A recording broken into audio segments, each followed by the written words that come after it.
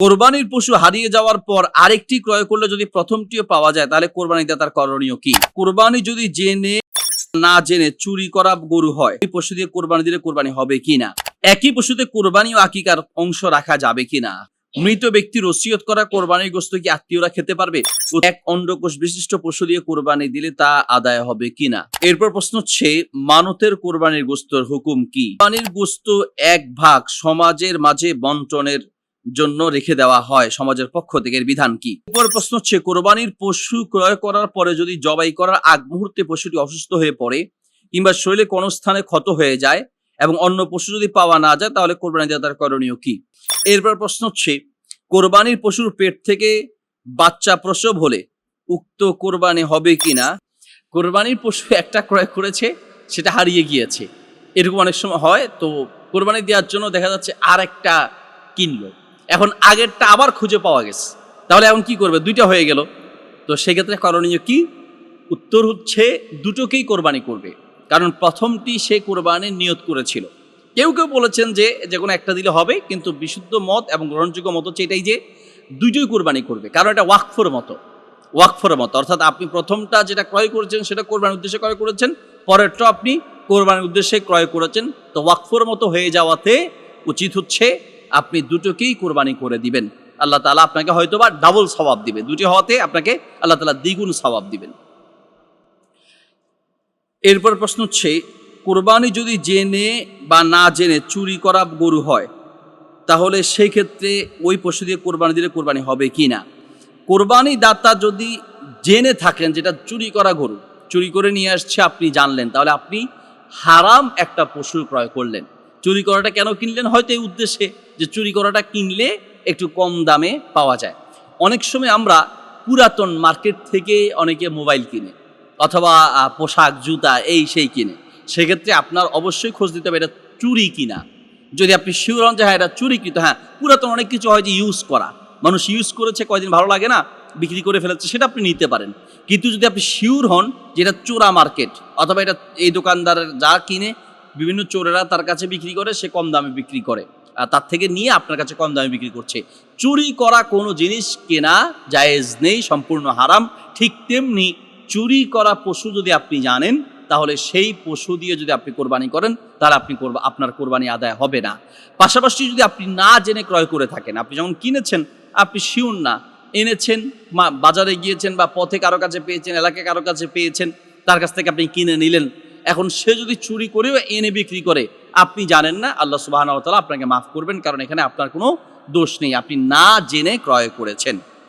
এরপর প্রশ্ন হচ্ছে, একই পশুতে কোরবানি ও আকিকার অংশ রাখা যাবে কিনা? খুবই জটিল এবং খুবই মতভেদপূর্ণ প্রশ্ন, এটা অনেকের জানতে চাওয়ার একটা বিষয়। দেখুন, রাসূল সাল্লাল্লাহু আলাইহি ওয়াসাল্লাম এবং সাহাবায়ে কেরাম যেই কোরবানি করেছেন, গরু বা ছাগল অথবা উট যা কিছু করেছেন, রাসূল সাল্লাল্লাহু আলাইহি ওয়াসাল্লাম বা সাহাবায়ে কেরামের কেউ কোরবানির পশু কোরবানি করার সময় তার সাথে আকিকা সংযুক্ত করেছেন, এমন কোনো সরাসরি স্পষ্ট কোনো হাদিস পাওয়া যায় না।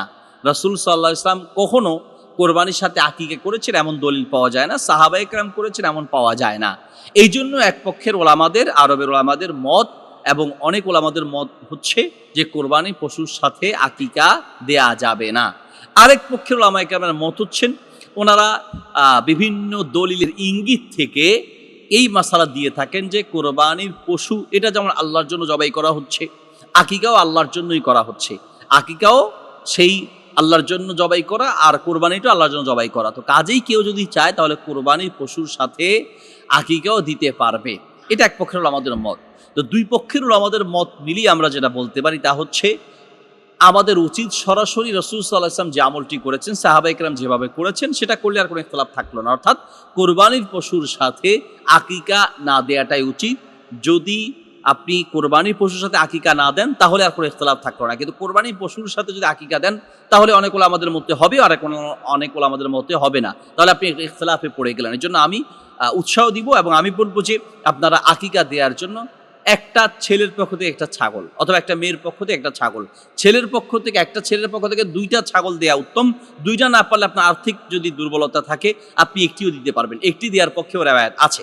তাহলে যেহেতু একটা ছাগল আলাদা দেওয়া যাচ্ছে, আপনি আকিকাটা আলাদা দিবেন। আবার ছাগল দিয়ে আকিকা দেওয়া উচিত, গরু দিয়ে দেওয়া যাবে কিনা এটা নিয়ে ইখতিলাফ আছে। গরু দিয়ে দেওয়া যাবে, যদি দিতে চান তাহলে একটা গরু আকিকার জন্য একটা গরু দিয়ে দিতে হবে। হ্যাঁ, আবার অনেকে এক গরুতে 7 জনের আকিকার নাম ঢুকিয়ে দেন, নিজের বাপ দাদা এরকম মিলিয়ে 7 জনের নাম দিয়ে দেন, এটাও আরেকটা ইখতিলাফ। তো এত ইখতিলাফ আর এত মতভেদে না গিয়ে ছাগল দিলে সবচেয়ে উত্তম। হ্যাঁ, আয়েশা রাদিয়াল্লাহু তাআলা আনহা পক্ষ থেকে উট দিয়ে আকিকা দেওয়ার একটা রেওয়ায়েত পাওয়া যায়, সেই অনুযায়ী অনেকে গরু দিয়েও আকিকা দেওয়ার পক্ষে মত দিয়েছেন। গরু দিয়ে আকিকা দিলে আকিকা হয়ে যাবে, কিন্তু সবচেয়ে উত্তম হচ্ছে রাসূল সাল্লাল্লাহু আলাইহি ওয়াসাল্লাম আমলের সাথে সবচেয়ে সুন্দর মিলবে যদি ছাগল দিয়ে আকিকা দেওয়া যায়। মূল কথা হচ্ছে যে আকিকা আমরা আলাদা দেওয়ার চেষ্টা করব, কোরবানির সাথে আকিকা না দেওয়াটাই উত্তম হবে।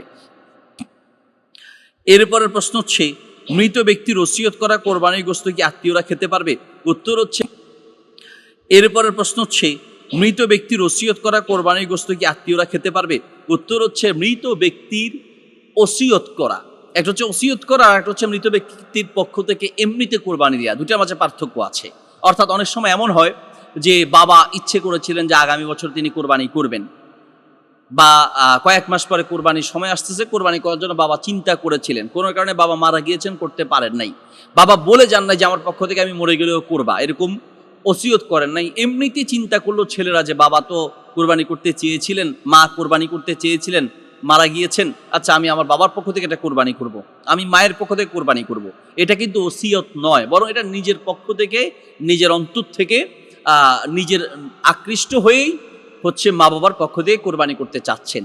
এই রকম হলে এটা ওসিয়তকৃত বা মানতের মতো নয়, এই পশুর গোশত চাইলে নিজেরা খেতে পারবেন। তবে এই কথা সত্য, দান করে দেওয়া উত্তম, পুরোটাই দান করে দেওয়া উত্তম।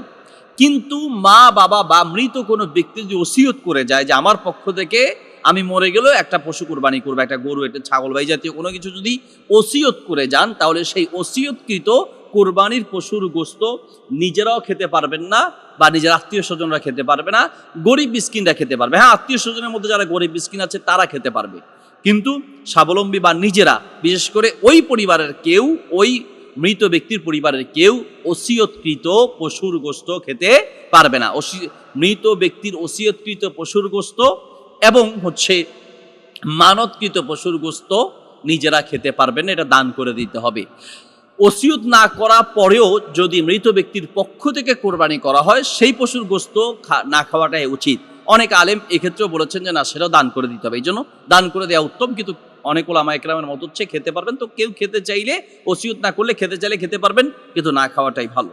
যদি পরিবারের প্রধান বাবা হিসেবে থাকেন, সবকিছু যদি বাবার আয়ত্তেই থাকে, তাহলে সেই ক্ষেত্রে এক পরিবারে যৌথ যারা আছেন, কয়েক ভাই বা ভাই বোন যারাই আছেন, সকলের পক্ষ থেকে যদি বাবা কুরবানি করে দেয় তাহলে কুরবানি হয়ে যাবে। কিন্তু যদি ভাইয়েরা পৃথক পৃথক থাকেন, সকলে বাবার দায়িত্বে না থাকেন, তাহলে বাবার পক্ষ থেকে কোরবানি দিলেও নিজের কোরবানি আদায় হবে না, কারণ সেক্ষেত্রে অর্থ বা আয় ব্যয় সবকিছু বাবার দায়িত্বে নেই, আর তাছাড়া ভাইয়েরা আলাদা আলাদা থাকে। তো এইসব ক্ষেত্রে হচ্ছে যে যার উপরে কোরবানি ওয়াজিব তার পক্ষ থেকেই কোরবানি দিতে হবে। আরেকজন বাবা, বড় ভাই বা অন্য কারো পক্ষ থেকে কোরবানি দিলে নিজের কোরবানি আদায় হবে না। যদি একই পরিবারে থাকেন এবং একসাথে থাকেন, যৌথ পরিবার, সেক্ষেত্রে যদি, অথবা কোনো ছেলে যদি বাবার আন্ডারে থাকেন, ছেলে ইনকাম করে ঠিক আছে, কিন্তু সব কিছু বাবার কাছে জমা রাখে, আয় ব্যয় এগুলো দায়িত্ব বা পরিবারের প্রধান হিসেবে বাবাই দায়িত্ব পালন করে থাকেন, তাহলে সেই ক্ষেত্রে বাবা যদি কোরবানি করেন বা বাবার পক্ষ থেকে কোরবানি করেন, অর্থাৎ বাবার ওই পরিবারের পক্ষ থেকে, তাহলে সকলের পক্ষ থেকে আদায় হয়ে যাবে। এরপর প্রশ্ন হচ্ছে, এক অন্ডকোষ বিশিষ্ট পশু দিয়ে কোরবানি দিলে তা আদায় হবে কিনা? উত্তর হচ্ছে, কোনো একটি পশুর যদি অন্ডকোষ একটি থাকে বা না থাকে বা কোনো সমস্যা থাকে, তো এই ধরনের পশু দিয়ে কোরবানি করলে কোরবানি হয়ে যাবে, কিন্তু কোরবানি পশু ক্রয় করার সময় একদম নিরেট কোনো সমস্যা মুক্ত দেখে ক্রয় করা উচিত। কিন্তু অন্ডকোষ একটা থাকা না থাকা, এগুলো অনেক পশুর ক্ষেত্রে এটা সৃষ্টিগত বৈশিষ্ট্যও থাকতে পারে, সেক্ষেত্রে এটা দিয়ে পশু কোরবানি করলে কোরবানি হয়ে যাবে। এরপর প্রশ্ন হচ্ছে, কোরবানির পশুর পেট থেকে বাচ্চা প্রসব হলে উক্ত কোরবানি হবে কিনা, এবং কোরবানি পশু জবাই করার পর বাচ্চা পেলে সেটাকে কি করবে? এরপর প্রশ্ন হচ্ছে মানতের কোরবানির গোস্তর হুকুম কি, বা সেই গোস্ত কিভাবে বন্টন করবে? উত্তর হচ্ছে মানতের যে সকল পশু কোরবানি করা হবে, অর্থাৎ কোরবানি করার জন্য মানত করা যদি হয়ে থাকে এবং মৃত ব্যক্তি যদি ওসিয়ত করে যায়, এই রকম পশুর গোস্ত নিজে খাওয়া যাবে না, বরং এটা দান করে দিতে হবে। আমি আবার বলছি, কেউ যদি কোনো পশু মানত করে যে আমি এটা আল্লাহ রাস্তায় মানত করলাম, বা অনেক সময় বিপদ আপদে পড়ে অনেকে মানত করে যে আমার ছেলেটা যদি সুস্থ হয় তাহলে আমি আল্লাহ রাস্তায় একটা ছাগল দিব। বিশেষ করে মহিলারা এই ধরনের মানতগুলো বেশি করে। তো মানত আসলে করার ব্যাপারে ইসলাম অনুৎসাহিত করে, অর্থাৎ আমাদের দেশে যেভাবে মহিলারা কিছু হলেই মানত করে ফেলে, এইভাবে জগা খিচুড়ির মতো অহরহ মানত করা উচিত নয়। বাকি একান্ত কেউ যদি মানত করেই ফেলে তাহলে সেটা পূরণ করতে হবে। আমাদের দেশের মানুষ সাধারণত মহিলারা যেটা মনে করে থাকেন যে বোধহয় মানতের নিয়ত করলে সে রোগ থেকে বাঁচবে, এইটা আসলে ঠিক না। এতে করে জাস্ট শুধুমাত্র আপনার দানই হলো এক কথা বলতে গেলে। তো এই জন্য এইভাবে মানত করা উচিত নয়। আবার আমাদের দেশে শর্ত দিয়ে মানত করা হয়, যদি আমার ছেলে পাস করে তাহলে আমি আল্লাহর রাস্তায় একটা ছাগল দিব, যদি আমার ছেলে সুস্থ হয় তাহলে একটা ছাগল দিব। তাহলে বোঝা যাচ্ছে যে আপনি আল্লাহকে শর্ত দিচ্ছেন, আল্লাহ যদি সুস্থ হয় দিব, আর সুস্থ না হলে দিব না। তাহলে এটা এক ধরনের আল্লাহকে শর্ত দেয়া। হ্যাঁ, যে আল্লাহ আপনি যদি ছাগল চান আপনার রাস্তায়, তাহলে আমার ছেলেকে সুস্থ করিয়ে দেন, পরীক্ষায় পাশ করিয়ে দেন, আর যদি না পাশ করান তাহলে কিন্তু আমি ছাগল বা গরু বা যা নিয়ত করেছি এটা দিব না। তাহলে বোঝা যাচ্ছে যে আল্লাহকে আমরা এক ধরনের শর্ত আরোপ করছি। এই জন্য স্বাভাবিক অবস্থায় মানত করা উচিত না। বাকি কেউ মানত করলে সেটা পূরণ করতে হবে। আর কেউ যদি কোনো পশু মানত করে থাকে তাহলে সেই পশুর গোস্ত নিজেরা কেউ কিছু খেতে পারবে না, এটা গরিব মিসকিনদেরকে দান করে দিতে হবে। এরপরের প্রশ্ন হচ্ছে কোরবানির গোস্ত এক ভাগ সমাজের মাঝে বন্টনের জন্য রেখে দেওয়া হয় সমাজের পক্ষ থেকে, এর বিধান কি? উত্তর হচ্ছে কোরবানির গোস্ত 3 ভাগ করা এটা উত্তম। যে এক ভাগ হচ্ছে নিজেদের জন্য, এক ভাগ হচ্ছে আত্মীয় স্বজনের জন্য, আর এক ভাগ হচ্ছে গরিব মিসকিন যারা তাদের জন্য। বাকি নিজের আত্মীয় স্বজনের মধ্যে যদি গরিব মিসকিন বেশি থাকে তাহলে কেউ চাইলে 2 ভাগ করে 1 ভাগ নিজেদের আর 1 ভাগ হচ্ছে আত্মীয় স্বজনের মাঝে বিলিয়ে দিতে পারে। অথবা নিজের মধ্যে যদি গরিব মিসকিন খুব বেশি থাকে, খাবারের লোক বেশি থাকে, কথার কথা নিজেরাই যদি অত ধনী না হয়, নিজের ফ্যামিলি আশেপাশের লোকদেরকে যদি দিতে চায় তাহলে সেক্ষেত্রে 3 ভাগে বন্টন না করলেও চলবে, কিন্তু 3 ভাগে বন্টন করাটা উত্তম। 3 ভাগে ভাগ করা, এরপরে যদি কেউ এই 1 ভাগ সমাজের জন্য রেখে দেয়, সমাজে কিছু মানুষ দায়িত্ব নিয়ে, তাহলে অসুবিধা নেই। বরং অনেক ক্ষেত্রে এই দায়িত্ব না নিলে মানুষের মধ্যে কৃপণতার স্বভাব বেশি। এই জন্য সমাজের হয়তো বা মসজিদের দায়িত্বশীল যারা আছেন, এলাকার সমাজের লোকেরা আছেন, তারা চিন্তা করেন যে অনেক গরিব মিসকিন আছে, তো তাদের জন্য এলাকার বিভিন্ন জন থেকে একটা ভাগ বা একটা অংশ তুলে এরপরে গরিব মিসকিনদের মাঝে বন্টন করে। তো এটা হারাম নয়। বাকি এক্ষেত্রে অনেকে বাড়াবাড়িও করে থাকেন, সেটা হলো বাধ্য করে দেয় যে এত কেজি দিতে হবে। এখন এই দিতেই হবে বাধ্য করে দেওয়ার কারণে দেখা যায় যাদের নিজের আত্মীয় স্বজনের মধ্যেই গরিব মিসকিন বেশি, তারা মনক্ষুণ্ণ হয়। চাপ প্রয়োগ করে, বাধ্য করে বা কেজি নির্ধারণ করে দিয়ে সমাজের দায়িত্বশীল এইভাবে গোস্ত তুলে আরেকজনের মনে কষ্ট দেওয়া মোটেও উচিত হবে না। বরং আপনারা বলতে পারেন যে আমরা গরিব মিসকিনদেরকে দেওয়ার জন্য আমরা কিছু গোস্ত উত্তোলন করছি, আপনারা যতটুকু পারেন দেন। কেউ পারলে দিবে, আর কেউ দিতে না চাইলেও সেখানে বাধ্যবাধকতা নেই। শরীয়ত যেখানে বাধ্য বা ওয়াজিব করে দেয়নি যে আপনাকে 3 ভাগে ভাগ করতেই হবে, এটা যেহেতু শরীয়ত বা ইসলাম, রাসূল সাল্লাল্লাহু আলাইহি ওয়াসাল্লাম বাধ্য করে দেয়নি, সেখানে সমাজের দায়িত্বশীলরা কি করে বাধ্য করতে পারে? ইসলামই তো এখানে ছাড় দিয়েছে যে আপনি 3 ভাগে ভাগ করতে পারেন উত্তম, বাকি কোনো কারণে যদি 3 ভাগে ভাগ না করে সেখানে একটু কম বেশি করা হয়, সেটাও শরীয়তে বৈধতা রয়েছে। এরপর প্রশ্ন হচ্ছে কোরবানির পশু ক্রয় করার পরে যদি জবাই করার আগ মুহূর্তে পশুটি অসুস্থ হয়ে পড়ে কিংবা শরীরে কোনো স্থানে ক্ষত হয়ে যায় এবং অন্য পশু যদি পাওয়া না যায় তাহলে কোরবানি দেওয়া তার করণীয় কী? উত্তর হচ্ছে কোরবানির পশু ক্রয় করার পরে জবাই করার আগ মুহূর্তে যদি অসুস্থ হয়ে যায়, পা ভেঙে যায়, চোখ উঠে যায় বা অন্য কোনো সমস্যা তৈরি হয়, তাহলে তো অসুবিধা নেই, ওই পশু দিয়ে কোরবানি করা যাবে। কারণ আপনার দায়িত্ব হচ্ছে ক্রয় করার আগে দেখে শুনে ক্রয় করা এবং ক্রয় করার পরে সেটাকে দেখে শুনে রাখা। যদি আপনার অনিচ্ছায়, কারণ সাধারণত কেউ কোরবানির পশুকে আঘাত করতে চায় না, পা ভেঙে দিতে চায় না, চোখ উপড়ে ফেলতে চায় না, বা কোরবানির পশুটাকে কেউ অসুস্থ করতে চায় না। যদি আপনার অনিচ্ছা সত্ত্বে সেটা অসুস্থ হয়ে যায় তাহলে সেই ক্ষেত্রে ওই পশু দিয়ে কোরবানি করলে হয়ে যাবে। কিন্তু কোনো কারণে যদি নিজে রাগ করে, মাথায় রাগ উঠছে, গরু চিল্লাচিল্লি করছে বা ছাগল চিল্লাচিল্লি করছে, এই জন্য নিজে গিয়ে পাটা ভেঙে দিলেন, মেয়ের এটাকে আহত করে ফেললেন, তাহলে আপনাকে আরেকটা পশু কোরবানি করতে হবে, কারণ আপনি এটাকে অসুস্থ করেছেন। যদি অসুস্থ করার ক্ষেত্রে নিজের কোনো হাত না থাকে, বরং নিজের অনিচ্ছায় কোরবানি পশু ক্রয় করার পরে সেটা পা ভেঙে যাক বা সমস্যা হোক বা যে কোনো অসুস্থতা হোক না কেন, আহত হোক, অসুবিধা নাই, ওই পশু দিয়ে কোরবানি করা যাবে। শর্ত হচ্ছে নিজের ইচ্ছায় নয়, নিজের অনিচ্ছায় হতে হবে। কোরবানি পশু ক্রয় করার আগে ভালো মন্দ দেখে ক্রয় করতে হবে। আমরা এই জন্য যারা কোরবানি পশু ক্রয় করব তাদের উচিত হচ্ছে কোরবানি পশু ক্রয় করতে যাওয়ার সময় সাথে কাউকে নিয়ে যাওয়া, তিনি যেন দেখে শুনে, যারা অভিজ্ঞ তারা দেখে শুনে নিবেন।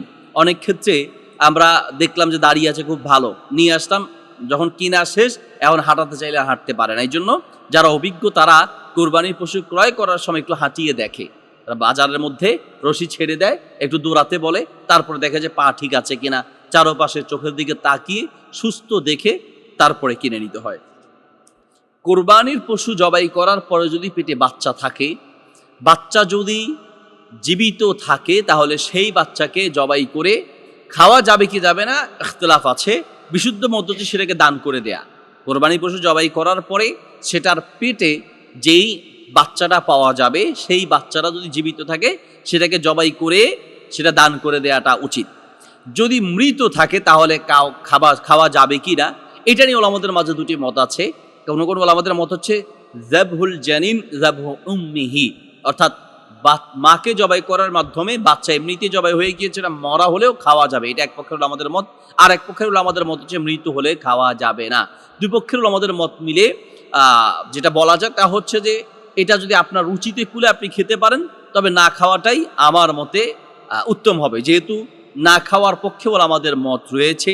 আর তাছাড়া এটা রুচিতেও আসলে অনেক ক্ষেত্রে বাধা দিবে। এই জন্য মৃত হলে সেটা খাওয়ার প্রয়োজন নাই, জীবিত হলে সেটাকে জবাই করে তারপর এটা দান করে দিবেন। এরপর প্রশ্ন হচ্ছে, হুজুর দুই ভাই মিলে কোরবানির 7 ভাগের মধ্যে এক অংশে শরিক হলে কোরবানি হবে কিনা? উত্তর হচ্ছে হবে না, কারণ গরুর 7টা ভাগ, এই 7 ভাগের মধ্যে একটাকে আবার 2 ভাগ করলেন, তাহলে তো 7 হলো না, 8 হয়ে গেল। একটাকেই একটা অংশে একজনের পক্ষ থেকে হতে হবে।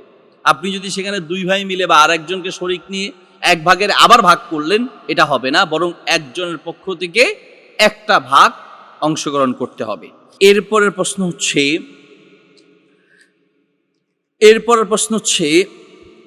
হুজুর আমার জানার বিষয় হলো, বর্তমান সময়ে গরুকে দানাদার এবং বিভিন্ন উন্নত জাতের ওষুধ খাওয়ানোর মাধ্যমে অল্প সময়কে গরুকে বড় করা হয়। বর্তমান বাজারে সত্যিকার অর্থে অনেক ক্ষেত্রে 2 বছরের কম বয়সী গরুকে অনেক বড় দেখা যায়, তো সেই ক্ষেত্রে আমাদের করণীয় কি? উত্তর হচ্ছে, কোরবানির পশু ক্রয় করার ক্ষেত্রে দেখতে হবে যারা বয়স 2 বছর হয়েছে কিনা। 2 বছর হয়েছে কিনা এই ক্ষেত্রে দেখা যায় কিভাবে? দেখার জন্য যারা অভিজ্ঞ এরকম কোনো ব্যক্তিকে নিয়ে যেতে হবে, যারা পশু সম্পর্কে অভিজ্ঞ, তারা দাঁত দেখলেই বুঝতে পারে, এটাকে বলে দাঁতানো। আমরা অনেক ক্ষেত্রেই আমাদের কাছে প্রশ্ন আসে যে কোরবানির পশু না দাঁতালে সেটা দিয়ে কোরবানি করা যাবে কিনা। কোরবানির পশু দাঁতানো না দাঁতানোর সাথে কি সম্পর্ক? হাদিসে আছে, নবী সাল্লাল্লাহু আলাইহি ওয়াসাল্লাম বলেছেন, লা তাযবাহু ইল্লা মুসিন্না, যদি কোনো কোরবানির পশু না দাঁতায় তাহলে সেই পশু দিয়ে তোমরা কোরবানি করো না। দাঁতানো মানে যদি দাঁত উঠে তাহলে এটা 2 বছর পার হয়েছে বোঝা যায়, অর্থাৎ দুধের যে দাঁত পড়েছে সেটা পড়ে, দুধের যে দাঁত ছিল সেটা পড়ে নতুন করে দাঁত উঠে, এটাকে বলে দাঁতানো। এই যদি দাঁতায় তাহলে অবশ্যই গরুটার বয়স 2 বছর হয়েছে বোঝা যাবে।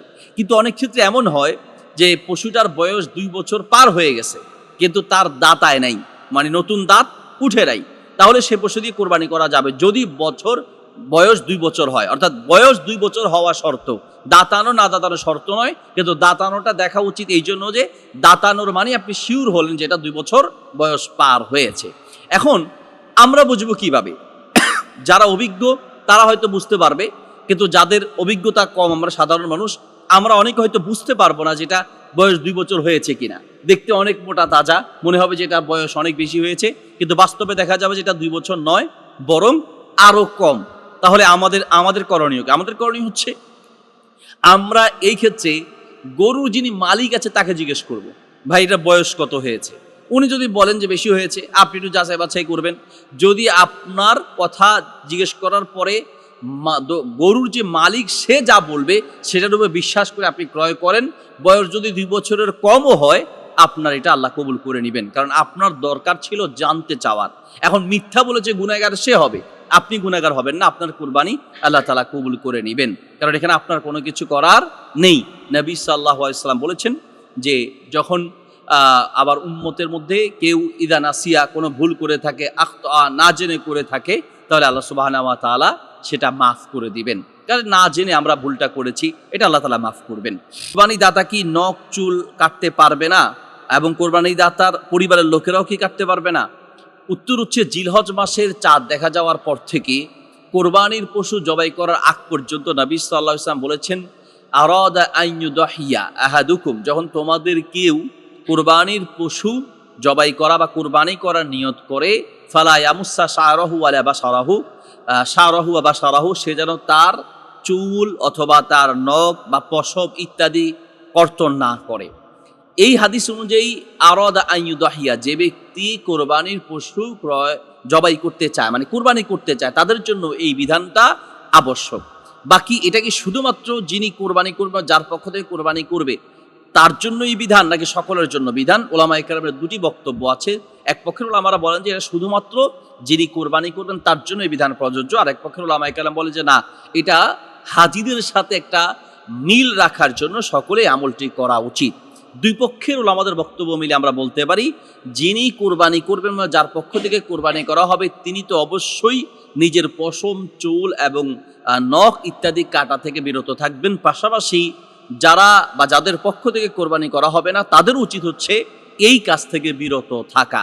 এটা সতর্কতামূলক মত হিসেবে, এহতিয়াতি মত হিসেবে এই মতটাই সবচেয়ে গ্রহণযোগ্য এবং সবচেয়ে বেশি সতর্কতা অবলম্বন হয়, বিধায় এই মতটা গ্রহণ করা উচিত। অর্থাৎ জিলহজ মাসের চাঁদ দেখা যাওয়ার পর থেকে কোরবানির পশু জবাই করা আগ পর্যন্ত আমরা সকলেই হাত, পায়ের নখ, চুল, পশম ইত্যাদি কাটা থেকে বিরত থাকব। যদি ভুলে কেউ কাটা শুরু করে দেয়, যখনই স্মরণ আসবে তখনই কাটা থেকে বিরত থাকতে হবে। একটা আঙ্গুল কেটে ফেলছে, নখ, কথার কথা অনেক সময় এরকম হয় যে অন্যান্য সময় কাটতে গিয়ে যেহেতু ওখানে একটু লম্বা হয়ে যাচ্ছে, মোচ একটু লম্বা হয়ে গেছে বা অন্যান্য পশম একটু লম্বা হয়ে গিয়েছে, তো সেই ভুলে কাটা শুরু করেছে, যখনই স্মরণ আসবে তখনই এই বাকি অংশ কাটা থেকে বিরত থাকবেন, তাহলে আল্লাহ তাআলা মাফ করবে। অনিচ্ছা সত্ত্বে যদি কেটে যায়, চুল পড়ে যাচ্ছে, ঝরে যাচ্ছে, আস্তাতে গিয়ে পড়ে গেছে, অথবা নখ কোনো কারণে কেটে গেছে, অথবা এরকম কোনো পশম পড়ে গেছে, অনিচ্ছাসত পড়ে গেলেও অসুবিধা নাই, সেটা আল্লাহ মাফ করবেন। অর্থাৎ ইচ্ছাকৃতভাবে কেউ এগুলো কর্তন করবে না, কর্তন করা থেকে বিরত থাকবেন। কোরবানির পশুর গলায় বা শিঙে মালা পরিয়ে দেওয়া যাবে কিনা? উত্তর হচ্ছে রাসূল সাল্লাল্লাহু আলাইহি ওয়াসাল্লাম কলাইদা বলে, হাদি, যখন হজের হাদি যখন তিনি প্রেরণ করতেন তখন সেটাতে মালা লাগিয়ে দিতেন বা সেটাতে চিহ্ন দিতেন। তো এটাকে কেন্দ্র করে ওলামায়ে কেরামের দুটি পক্ষ, এক পক্ষের ওলামায়ে কেরাম বলেন যে রাসূল সাল্লাল্লাহু আলাইহি ওয়াসাল্লাম যেহেতু একটু সাজিয়ে দিতেন, মালা পরাতেন, আয়েশা রাদিয়াল্লাহু তাআলা আনহা বলেন যে আমি মালা তৈরি করে দিতাম। তো এই হাদিস অনুযায়ী অনেকে বলেন যে গরু বা উট ইত্যাদিতে যদি কেউ মালা পরাতে চায়, এটা সাজানোর জন্য রাসূল সাল্লাল্লাহু আলাইহি ওয়াসাল্লাম করেছেন হিসেবে এটা করা যেতে পারে। আর কেউ বলেছেন এটা হজের জন্য খাস। সব মিলিয়ে কেউ যদি আমাদের দেশেও কোনো গরু বা এরকম কোরবানির কোনো পশু যদি সাজাতে চায়, স্বাভাবিক নর্মালভাবে সাজাতে পারে, খুব অর্থ ব্যয় করা উচিত নয়। আর পাশাপাশি সাজাতে গিয়ে এটা যেন লৌকিকতা না হয় যে আমরা বিশাল গরু কিনেছি, মানুষকে এটা দেখাবো, রাস্তায় হেঁটে হেঁটে যত টাকা দিয়ে কিনেছে তার চেয়ে একটু বাড়িয়ে বলল দাম কত, কিনেছে হয়তো 1 লাখ টাকা, বাড়িয়ে বললো 1,20,30,000 টাকা, বা মানুষকে বোঝাতে চায় যে আমাদের চেয়ে বড় পশু এই এলাকায় কেউ ক্রয় করে নাই। এইরকম যদি হয় তাহলে তার কোরবানি পুরোটাই নষ্ট হয়ে যাবে, কারণ আল্লাহ সুবহানাহু ওয়া তাআলা বলেছেন লা ইয়ানালাল্লাহু লুহুমুহা ওয়ালা দিমাউহা ওয়ালাকিন ইয়ানালুহুত তাকওয়া মিনকুম, তোমাদের পক্ষ থেকে কোনো কোরবানির গোশত, রক্ত কোনো কিছুই পৌঁছাবে না, বরং আল্লাহর কাছে তোমাদের তাকওয়া পৌঁছাবে। কাজেই সাজাতে গিয়ে যদি এরকম লৌকিকতা চলে আসে তাহলে তো কোরবানিটা নষ্ট হয়ে যাবে। বাকি এমনিতেই কোরবানির পশু হিসেবে এটাকে যদি একটু কেউ সাজাতে চায় তাহলে এটা হারাম হবে না। এরপর প্রশ্ন হচ্ছে কোরবানি কত ভাগে দেওয়া যায় তা সঠিকভাবে জানাবেন। কোরবানি কত ভাগে, একটা পশুতে কত ভাগে অংশগ্রহণ করা যায়? গরুতে হচ্ছে 7 জন এবং উটের ক্ষেত্রেও 7 জন, কোনো কোনো ওলামাদের বক্তব্য হচ্ছে 10 জন পর্যন্ত। তো 7 জনটাই বেশি প্রসিদ্ধ। গরুর ক্ষেত্রে 7 জন, আমাদের দেশে উট দিয়ে তেমন করা হয় না। গরুর ক্ষেত্রে 7 ভাগে কোরবানি দেওয়া যাবে। ছাগলের ক্ষেত্রে, দুম্বার ক্ষেত্রে বা ভেড়ার ক্ষেত্রে হচ্ছে এক পরিবার বা একজনের পক্ষ থেকে একটি। অনেকে হয়তো মনে করে থাকেন যে গরুতে যেহেতু 7 ভাগে হয়েছে, কয়েকজনে মিলে আমরা একটা ছাগল দিব না। ছাগল শুধুমাত্র একজন বা এক পরিবারের পক্ষ থেকে হবে। ছাগলের ক্ষেত্রে কোনো ভাগ চলবে না, গরুর ক্ষেত্রে ভাগ চলবে। গরুর ক্ষেত্রে 7 ভাগে কোরবানি করা সফর অবস্থায়, মুকিম অবস্থায়, উভয় অবস্থায় করা যাবে। কোনো আলেম বলেছেন, এটা খুব অল্প সংখ্যক, বাংলাদেশের অল্প কয়েকজন আলেম আছেন এবং দেশের বাহিরেও অল্প কিছু সংখ্যক আলেমদের মন্তব্য হচ্ছে শুধুমাত্র সফর অবস্থায় ভাগে কোরবানি দেওয়া যাবে। মুকিম থাকা অবস্থায় বা বাড়িতে থাকা অবস্থায় ভাগে কোরবানি দেওয়া যাবে না। এই মতটি শক্তিশালী নয় বা গ্রহণযোগ্য নয়। গ্রহণযোগ্য মত হচ্ছে যদি কেউ চায় তাহলে গরুতে সফরে থাকা অবস্থায় যেমন ভাগে কোরবানি দিতে পারবে, বাড়িতে থাকা অবস্থায়ও ভাগে কোরবানি দিতে পারবে। তবে এই কথা সত্য অবশ্যই যে ভাগে কোরবানি দেওয়ার চেয়ে একা কোরবানি দেওয়া উত্তম। অর্থাৎ 7 ভাগে একটি গরুতে অংশগ্রহণ করার চেয়ে একা একটি ছাগল দেয়া উত্তম। ভাগে কোরবানি দেওয়ার চেয়ে একা কোরবানি দেওয়া উত্তম। কিন্তু অনেক সময় এই উত্তম আমল করতে গিয়ে অনেকগুলো অনুত্তম কাজ শুরু হয়ে যায়। আমরা অনেকে মনে করি যে ভাগে দেওয়ার দরকারটা কি, একাই তো দেওয়া যেতে পারে। ভাগে দেওয়ার দরকার অনেক সময় হয়ে পড়ে, কারণ দেখা যায় বাবা চাচাদের সাথে ভাগে কোরবানি দিতেন। এখন কোনো কারণে যদি আপনি ভাগে কোরবানি না দেন চাচাদের সাথে, তো আত্মীয়তার সম্পর্ক নষ্ট হয়ে যাবে। অথচ আত্মীয়তার সম্পর্ক রক্ষা করা ফরজ। কেন নষ্ট হবে? যে তারা মনে করবে যে ছেলের এখন পয়সা হয়েছে, ছেলে মনে হয় আমাদেরকে দেখতে পারে না। এগুলো নিয়ে অনেক ক্ষেত্রে ঝগড়া শুরু হয় যে আমরা সারা জীবন একসাথে কোরবানি দিয়েছি, এখন তুমি এত পয়সাওয়ালা হয়ে গেলা।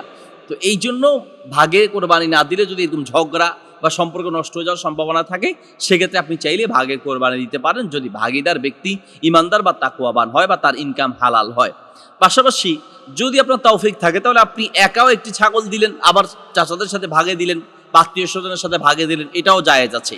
একই ব্যক্তি চাইলে একাধিক কোরবানি করতে পারে। একই ব্যক্তি চাইলে একাধিক কোরবানিতে অংশগ্রহণ করতে পারে। এরপরের প্রশ্ন হচ্ছে হুজুর, পরিবারের 5 জন সদস্যের পক্ষ থেকে একজন কোরবানি দিলে হবে কি? 5 জন, পরিবারে 5 জন সদস্য, 5 ভাই আছে বা বাবা ছেলে মিলিয়ে 5 জন আছে। 5 জনের পক্ষ থেকে একজন, 5 জনের মধ্য থেকে একজনের পক্ষ থেকে কোরবানি দিলে কোরবানি হবে কিনা? উত্তর হচ্ছে 5 জনের মধ্য থেকে যদি 5 জনের উপরে কোরবানি ওয়াজিব হয়ে থাকে তাহলে 5 জনকেই কোরবানি দিতে হবে।